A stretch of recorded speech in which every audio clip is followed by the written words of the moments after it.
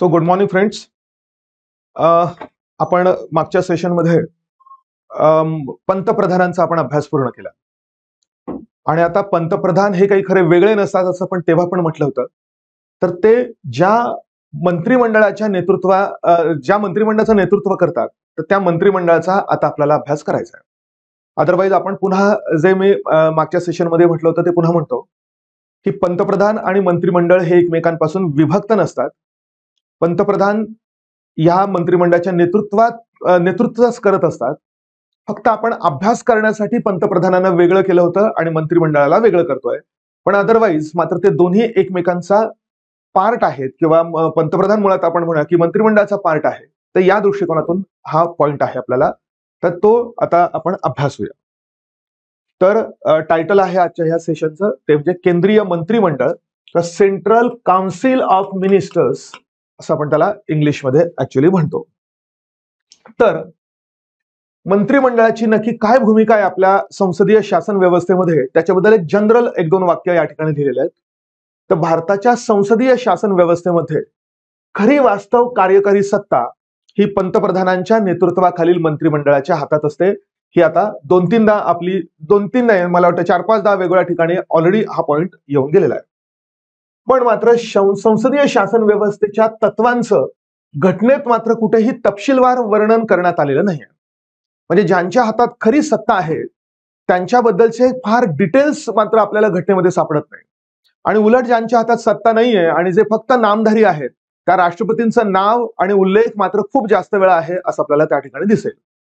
तर ह्या आणि घटनेमध्ये काय तर मग याबद्दल म्हणजे नक्की ज्यांच्या हातात सत्ता आहे त्या सत्तेचा वापर नक्की कसा होईल याबद्दलच्या फार ढोबळ आणि वरवरच्या तरतुदी मात्र फक्त घटनेमध्ये दिलेल्या आहेत. बाकीच्या बऱ्याचशा गोष्टी या लोकसभा आणि राज्यसभेच्या कार्यपद्धती नियमांमध्ये दिलेल्या आहेत, घटनेत दिलेल्या नाही. आणि बऱ्याचशा गोष्टी तर आपण ब्रिटनवरनं फक्त संसदीय परंपरा म्हणून सुद्धा आपण ऍक्सेप्ट केलेल्या आहे आणि आपल्या देशामध्ये त्या रुजलेल्या आहेत असं आपल्याला त्या ठिकाणी दिसेल. तर मग आता नक्की ज्या तरतुदी घटनेत दिलेल्या आहेत तर त्या तरतुदींचा आता आपल्याला अभ्यास करायचा आहे. आणि मी मागच्या सेशनमध्ये म्हटलं की या तरतुदी मुळात 2 कलमांमध्ये मिळून जास्त दिलेल्या आहेत. एक म्हणजे कलम 74 आहे आणि दुसरं म्हणजे कलम 75 आहे. तर कलम 74 आणि 75 हे आपल्या परीक्षेच्या दृष्टिकोनातून सुद्धा खूप महत्वाचे अशा प्रकारचे टॉपिक्स आहेत आणि त्याच्यावर प्रत्येक पॉइंटवर प्रश्न येण्यासारखा आहे. त्यामुळे तो व्यवस्थितपणे लक्षात घेऊया. तर पहिलं 74 कलम आणि त्याच्यातलं पहिलं उपकलम. 74 मध्ये 2च उपकलम आहेत, 74-1 आणि 74-2. तर त्यांच्यामध्ये काय तरतूद आहेत ते आपण बघूया. तर 74-1चं टायटल हे आहे राष्ट्रपती सहाय्य व सल्ला देण्यासाठी मंत्रिमंडळ असेल आणि तेच वाक्य पुढे पण दिलेलं आहे. आणि आता तुम्ही हे जर वाक्य बघितलं तर तुम्हाला या ठिकाणी 3 तुकडे केलेले दिसत आहेत. एक म्हणजे मूळ घटनेत काय तरतूद होती, नंतर 42व्या घटना दुरुस्ती अन्वये नक्की काय टाकण्यात आलं आणि 44व्या घटना दुरुस्ती अन्वये त्यात काय टाकण्यात आलं. तर ही तरतूद आपल्याला या ठिकाणी दिसेल. पण तुम्ही जर ऍक्च्युअली ओरिजिनल 74-1 बघितलं तर हे एक सलग वाक्य आहे त्या ठिकाणी असं आपल्याला दिसेल. हे सलग वाक्य मी फक्त तोडलेलं आहे कशासाठी तर आपल्याला कळण्याकरता का त्यातली काही 2 वाक्ये ही नंतर समाविष्ट करण्यात आलेली आहेत म्हणून. तर मग त्यानुसार आपण अभ्यास करूया. मूळ घटनेमध्ये एकच वाक्य होतं सिंगल की राष्ट्रपती सहाय्य व सल्ला देण्याकरता पंतप्रधानांच्या नेतृत्वाखालील एक मंत्रिमंडळ असेल. पण 42व्या घटना दुरुस्तीने मात्र त्यात एक ऍड असं करण्यात आलं की राष्ट्रपती आपली कार्ये पार पाडताना त्या सल्ल्यानुसार वागतील. वरती काय म्हटलं होतं फक्त की राष्ट्रपतींना सल्ला सहाय्य देण्यासाठी पंतप्रधानांच्या नेतृत्वाखालील मंत्रिमंडळ असेल. पण मग त्याच्यातनं हे दिसत नव्हतं की राष्ट्रपतींनी पंतप्रधानांच्या सल्ल्यानेच वागायला पाहिजे. हे मात्र त्याच्यातून निश्चित दिसत नव्हतं. ते तसं निश्चित व्हावं आणि तसं कळावं याकरता मग काय म्हणतात तर कलम त्याच्यामध्ये टाकण्यात आलं आणि पंतप्रधानांनी दिलेला सल्ला हा राष्ट्रपतींवर बंधनकारक बनवण्यात आला. अर्थात पंतप्रधान मंत्रिमंडळ यांचा सल्ला बंधनकारक असेल असं एक प्रकारे त्यातनं दिसावं यासाठी हे वाक्य करण्यात आलं. म्हणून राष्ट्रपती आपली कार्ये पार पाडताना त्या सल्ल्यानुसारच म्हणजे पंतप्रधानांनी दिलेल्या सल्ल्यानुसारच वागतील. इथे खरंच स लिहिला तरी चालेल, फक्त तो मराठीमध्ये आपण घेत नाही. पण इंग्लिशमध्ये द प्रेसिडेंट शाल act in accordance with the advice tendered by the prime minister and the council of ministers असं म्हटलेलं आहे. आणि इथे शाल हा शब्द वापरलाय त्यामुळे ते कंपल्शन निर्माण होतं. म्हणून सल्ल्यानुसारच असं लिहिलं तरी सुद्धा चालणार आहे. तो सल्ला बंधनकारक आहे. हे केव्हा झालं तर 42व्या घटना दुरुस्तीने 76 मध्ये जेव्हा इंदिरा गांधींनी लागू केलेली आणीबाणी चालू होती. पण नंतर आणीबाणी संपल्यानंतर जेव्हा मोरारजी देसाईंचं सरकार आलं आणि त्यांनी मग 42व्या घटना दुरुस्तीने केलेले बदल, त्यातले कित्येक बदल त्यांनी काही रद्द केले, काही चेंज केले. त्यापैकी हा एक महत्वाचा बदल त्यांनी एक 44व्या घटना दुरुस्तीने केला होता. आणि काय केलं की जर समजा पंतप्रधानांचा सल्ला राष्ट्रपतींवर बंधनकारक करून टाकला आणि जर पंतप्रधानांनी मंत्रिमंडळाने चुकीचा सल्ला दिला समजा राष्ट्रपतींना, तर राष्ट्रपतींना एक चान्स दिला पाहिजे आपण, की त्यांना असं सांगण्याचा चान्स दिला पाहिजे की पंतप्रधानांना ते सांगू शकतात की हा सल्ला मी तुम्हाला तुमच्याकडे पुनर्विचारार्थ पाठवतोय, तुम्ही तो विचार करा आणि नंतर मात्र तुम्ही जर सल्ला दिला, तसाच दिला किंवा बदलून दिला, तर तो मात्र माझ्यावर बंधनकारक असेल. अशा एक प्रकारचा एक चान्स त्यांना उपलब्ध करून दिला पाहिजे, म्हणून की जेणेकरून बंधनकारक बनवलाय आणि चुकीचा सल्ला आला तर तो कंपल्सरी असला तर मात्र दोघांनी मिळून चुकीच्या गोष्टी केलेल्या आहेत असा त्याचा अर्थ निघेल. त्यामुळे राष्ट्रपती एकदा तो सल्ला त्यांच्याकडे पुनर्विचारार्थ पाठवू शकतात. पाठवताना ते हेही सांगू शकतात की ह्या गोष्टीचा तुम्ही विचार करावा आणि असं केल्यानंतर जर मंत्रिमंडळाने पुन्हा त्याचा विचार केला आणि राष्ट्रपतींकडे तो पाठवला तर त्यावेळी मात्र तो राष्ट्रपतींवर बंधनकारक असेल. तो सल्ला जसाच्या तसा पाठवला काय किंवा काही बदल करून पाठवला काय तर त्यावेळी मात्र तो बंधनकारक असेल. अशा प्रकारचा एक चेंज करण्यात आला या 44व्या घटना दुरुस्तीने. म्हणून बघा, परंतु राष्ट्रपती मंत्रिमंडळाला अशा सल्ल्याचा फेरविचार करण्यास सांगू शकतील. पुन्हा विचार करा असं सांगू शकतील. सांगताना हे पण सांगू शकतील की ह्या गोष्टीचा पण तुम्ही ऍडिशनल विचार करा, असं पण काही शिफारस ते करू शकतील. आणि राष्ट्रपती अशा फेरविचारानंतर देण्यात आलेल्या सल्ल्यानुसार वागतील.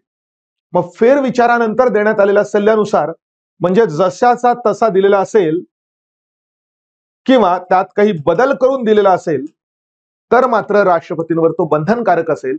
अशा दृष्टिकोनातून एका बाजूला राष्ट्रपती आणि दुसऱ्या बाजूला पंतप्रधान मंत्रिमंडळ यांच्यातला संबंध नक्की कसा असेल, कसा तो गोपनीय प्रकारचा संबंध आहे, तर तो त्याच्या बाबतीत घटनात्मक स्थिती ही आज अशा प्रकारे प्रस्थापित झालेली आहे असं आपण म्हणूया.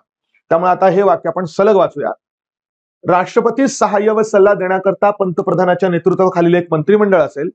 राष्ट्रपती आपली कार्य पार पाडताना त्या सल्ल्यानुसार वागतील, परंतु राष्ट्रपती मंत्रिमंडळाला अशा सल्ल्याचा फेरविचार करण्यास सांगू शकतील आणि राष्ट्रपती अशा फेरविचारानंतर देण्यात आलेल्या सल्ल्यानुसार वागतील. तर हे एक खूप महत्वाचं तत्व झालं की जे घटनेनं आपल्या देशाचा राज्यकारभार करणाऱ्या या दोन्ही यंत्रणांमध्ये नक्की कसा संबंध असेल तो संबंध दर्शवणारं एक महत्वाचं तत्व आहे असं आपल्याला या ठिकाणी म्हणता येऊ शकेल. तर हे आहे 74.1 मध्ये.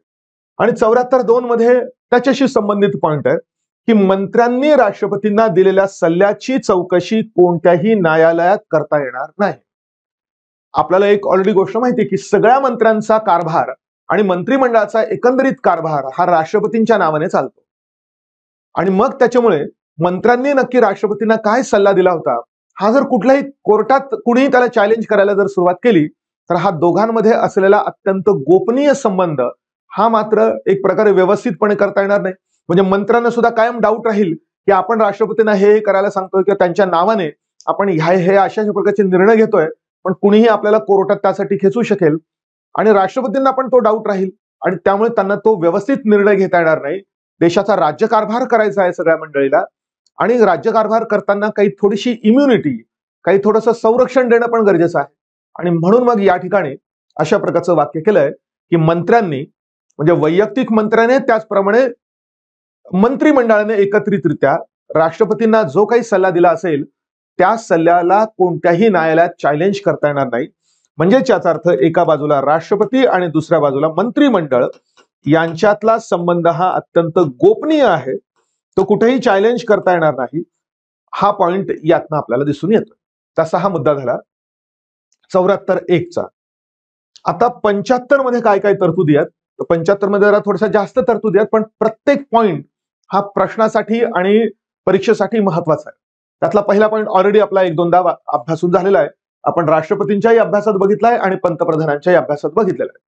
पण तो मुद्दा मात्र इथून 75 मधला होता ही महत्वाची गोष्ट.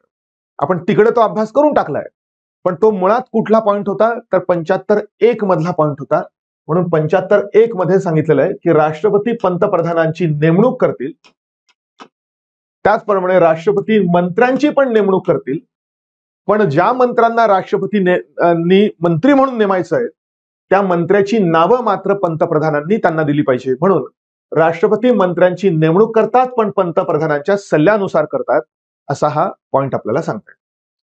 नंतर मात्र ही दोन उपकल्म, या उपकल्मात अजून उपकल्म टाकण्यात आलेली आहे. 75(1)A आणि 75(1)B ही दोन्ही उपकल्म ही 91वी घटना दुरुस्ती 2003 सालची त्या अंतर्गत टाकण्यात आलेली आहे.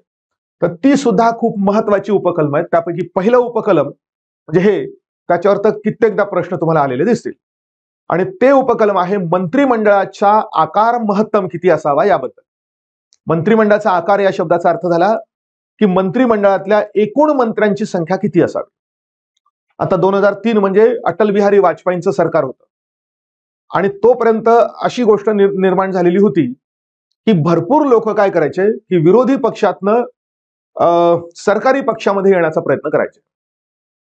आणि त्यांचा मूळ उद्देश असायचा की आपण जर पक्षांतर केलं आणि सरकारी पक्षात आलो, म्हणजे सध्या ज्यांचं सरकार आहे त्या पक्षात आलो, तर आपल्याला कदाचित मंत्रीपद मिळू शकेल. आणि अशा रीतीने मंत्रीपद मिळवण्याच्या दृष्टिकोनातून भरपूर पक्षांतर व्हायची. कधी कधी एवढ्या प्रमाणात मंत्रिमंडळाचा आकार वाढून जायचा की राष्ट्रपती काही माणसांना मंत्री म्हणून शपथ द्यायचे, पण त्यांना देण्यासाठी मात्र पंतप्रधानांकडे कोणतंही खातंच उरलेलं नसायचं, अशी स्थिती यायची. आणि तो बिनखात्याचा मंत्री अशा प्रकारे मंत्री व्हायचा. म्हणजे मंत्री झालेला आहे, त्याला मंत्रीपद आहे, मंत्रीपदामुळे मिळणाऱ्या सगळ्या सुविधा त्याला उपलब्ध होतील, पण त्याला काम काहीच नाहीये. म्हणजे कोणत्या खात्याचं मंत्रालयाचं तो मंत्री आहे ते मात्र काहीच नाहीये, अशी स्थिती पण यायची. मग याच्यावर जर बंधन आणायचं असेल तर कायद्याने आणि डायरेक्ट घटना दुरुस्ती करून मंत्रिमंडळाचा महत्तम आकार म्हणजे साईज किती असेल की त्याच्यापेक्षा जास्त जाता येणार नाही, यासाठी अशा प्रकारची तरतूद करण्यात आली. आणि ती किती ठेवली बघा, तर मंत्रिमंडळातील सदस्यांची महत्तम संख्या, इथे शब्द लिहून ठेवा वाटलं तुम्ही, महत्तम संख्या ही लोकसभेच्या सदस्य संख्येच्या 15% जास्त असणार नाही, अशी ही तरतूद करण्यात आली. आणि आपल्याला माहिती की लोकसभेची सदस्य संख्या ही 545, 2024 नंतर मात्र ती 543 राहील. तर त्याच्या 15% जास्त मंत्र्यांची संख्या असणार नाही. 545च्या 15% जर केले ते राऊंड करून मात्र 82 येतात आणि 543 केले तर ते राऊंड केल्यानंतर मात्र ते 81 येतात. राऊंडिंग केल्यानंतरचे हे आकडे. म्हणून एखाद्याने जर प्रश्न विचारायचा म्हटला तर तो असा 15%चा प्रश्न विचारू शकेल. आणि एखादा मात्र सध्या स्थितीमध्ये किती आहे असं म्हटला तर तो येऊन आकड्यावर पण तो प्रश्न विचारता येऊ शकेल. म्हणून तुम्ही जर राऊंडिंग करून कॅल्क्युलेशन करून जर बघितलं, 0.5च्या पुढचा आकडा असेल तर आपण त्यात 1 ऍड करतो आणि कमी असेल तर मात्र ते इग्नोर करतो. त्यानुसार बघितलं तर 82 आणि नवीन सदस्य संख्येनुसार 24 नंतर मात्र 81 असा तो आकडा असेल. पण हे पण लक्षात घ्या, 15% कशाच्या घ्यायच्या आहे, संसदेच्या सदस्य संख्येच्या नाही, त्याच्यात राज्यसभेची सदस्य संख्या नाही येणार. म्हणून फक्त लोकसभेच्या सदस्य संख्येच्या 15% जास्त नाही अशी मंत्रिमंडळाची महत्तम सदस्य संख्या असेल. त्यानंतर 75(1)B मध्ये पण एक तरतूद टाकण्यात आली, ती थोडीशी कॉम्प्लिकेटेड आहे मात्र समजण्यासाठी. आधी मी कारण सांगितलं तुम्हाला की हे लोक म्हणजे खासदार मंडळी एका पक्षातनं दुसऱ्या पक्षात जाण्यासाठी मूळ कारण त्यांचं काय असायचं की सरकारी पक्षात आपल्याला कदाचित मंत्रीपद मिळू शकतात. मग अशा रीतीने या कारणासाठी पक्षांतर टाळण्यासाठी ही पण एक दुसरी तरतूद करण्यात आली. आणि त्यात असं सांगण्यात आलं की जर एखादा व्यक्ती पक्षांतराच्या कारणावरून जर संसद सदस्य म्हणून म्हणजे खासदार म्हणून जर अपात्र ठरला तर तो मंत्री बनण्यासाठी सुद्धा अपात्र ठरेल, तरच तो पक्षांतर करणार नाही. म्हणजे थोडक्यात पुन्हा लक्षात घ्या, एखादा व्यक्ती पक्षांतराच्या कारणावरून जर समजा खासदार म्हणूनच अपात्र ठरला, संसद सदस्य मेंबर ऑफ पार्लमेंट, लोकसभेचा किंवा राज्यसभेचा सदस्य म्हणजेच खासदार म्हणून जर तो अपात्र ठरला तर मात्र त्याला मंत्री म्हणून सुद्धा अपात्र असल्याचं घोषित केलं जाईल. म्हणून त्याने दुसऱ्या पक्षात गेला, सरकारी पक्षात गेला, आणि पक्षांतर केलं म्हणून अपात्र ठरला, खासदारकीच गेली, तर मंत्रीपद पण जाईल. मंत्रीपदही त्याला प्राप्त करता येणार नाही किंवा मिळू शकणार नाही. यासाठी ही घटना दुरुस्ती करण्यात आली. पण तो कायमस्वरूपी मंत्रिपदापासून वंचित असेल असं नाही. तर त्याच्या मंत्रिपदाच्या अपात्रतेचा कालावधी किती असेल, तर त्याचा खासदार म्हणून उरलेला कालावधी जेवढा असेल तेवढ्या कालावधीसाठी तो आपण म्हणूया की मंत्रिपदासाठी अपात्र राहील. म्हणजे उदाहरण आपण घेऊया. समजा एक माणूस खासदार बनला, पुढच्या 5 वर्षांसाठी तो खासदार आहे. पण समजा तो विरोधी पक्षाचा खासदार बनला, तो अशा पक्षाच्या तिकिटावर निवडून आला की जो पक्ष मात्र सध्या विरोधी पक्षात आहे. आणि 2 वर्षानंतर मात्र त्याने समजा सरकारी पक्षात पक्षांतर केलं. मग पक्षांतर केलं म्हणून जर समजा त्याच्यावर अपात्रतेची कारवाई करून जर त्याला अपात्र घोषित केलं समजा 2 वर्षानंतर, तर आता त्याचा खासदार म्हणून राहिलेला जो कालावधी होता तो 3 वर्षांचा होता. म्हणून आता त्या पुढच्या 3 वर्षांमध्ये सुद्धा त्या 3 वर्षांमध्ये मात्र तो मंत्री बनण्यासाठी अपात्र असेल.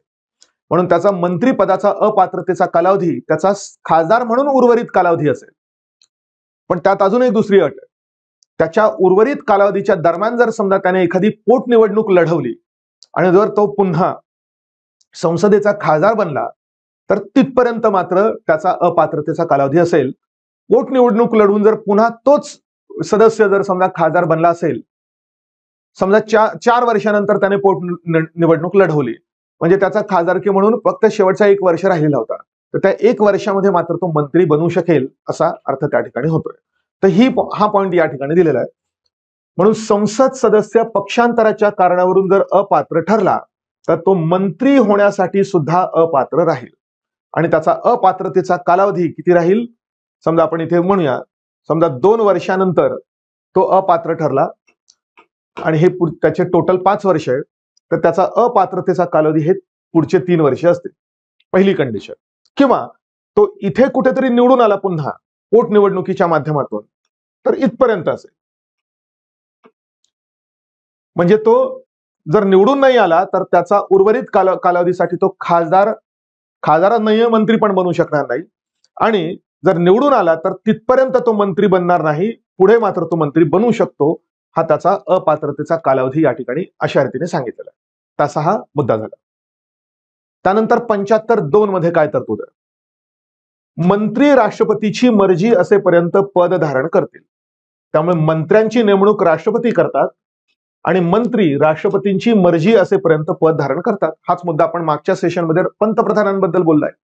पंतप्रधान हे मंत्रीच आहेत, म्हणून पंतप्रधान आणि त्याचप्रमाणे सर्व मंत्री हे राष्ट्रपतींची मर्जी असेपर्यंत पद धारण करतात. हा एक महत्वाचा मुद्दा झाला. 75(3) मात्र मंत्रिमंडळ हे लोकसभेला सामुदायिकरित्या जबाबदार असतं. हे दोन्ही पॉइंट्स आपल्याला पुढे अजून येणार आहेत. म्हणून मंत्री वैयक्तिकरित्या कोणाला जबाबदार असतील तर राष्ट्रपतींना, आणि मंत्रिमंडळ सामुदायिकरित्या मात्र कोणाला जबाबदार असेल तर लोकसभेला जबाबदार असेल. हा 2 महत्वाचे मुद्दे आहेत. ती जबाबदारीचे पॉइंट्स आपल्याला पुन्हा पुढे पण अजून बघायचे. 75(4) मध्ये मंत्र्याने पद ग्रहण करण्यापूर्वी शपथ घ्यावी. कोण शपथ देणार मंत्र्यांना, तर राष्ट्रपती देतील. आणि कोणत्या शपथा, तर पदाची आणि गोपनीयतेची शपथ, ह्या 2 शपथा दिल्या जातील. आणि नमुना मात्र 3ऱ्या अनुसूचीमध्ये दिल्याप्रमाणे असेल, असा हा पॉइंट झाला. त्यानंतर ती शपथ कोणती नक्की ती आपण जस्ट हे झाल्यानंतर बघणार आहोत. 75(5) हा पण एक पॉइंट आपल्याला चांगला माहिती आहे की कोणताही व्यक्ती हा मंत्री खासदार नसताना सुद्धा बनू शकतो. पण तर किती महिन्याच्या आत त्याला खासदारकी किंवा संसद सदस्यत्व मिळवावं लागेल, तर 6 महिन्यांचं. तर ते वाक्य इथून आलेलं आहे. ती मूळ 75(5) मधली तरतूद आहे. तर मंत्री सलग 6 महिने कोणत्याही सभागृहाचा सदस्य नसेल तर 6 महिने संपल्यानंतर त्याचं मंत्रिपद सुद्धा संपुष्टात येईल. याचाच उलटा अर्थ काय झाला की एखादा व्यक्ती संसदेचा सदस्य नसताना सुद्धा 6 महिन्यांपर्यंत मंत्री राहू शकतो. 6 महिन्याच्या आत जर त्याने सभागृहाचं सदस्यत्व मिळवलं तरच त्याचं मंत्रिपद कंटिन्यू राहील, नाहीतर मात्र ते संपुष्टात येईल. म्हणजे त्याला राजीनामा द्यावा लागेल आपल्या मंत्रिपदाचा, असा अर्थ होतो. आणि 75(6) मंत्र्यांचं वेतन आणि भत्ते हे मंत्री स्वतः नाही ठरवणार किंवा राष्ट्रपती नाही ठरवणार, तर संसदेमध्ये केलेल्या कायद्याच्या आधारावर तर त्यांचं वेतन आणि भत्ते किंवा पगार आणि भत्ते ठरणार आहे.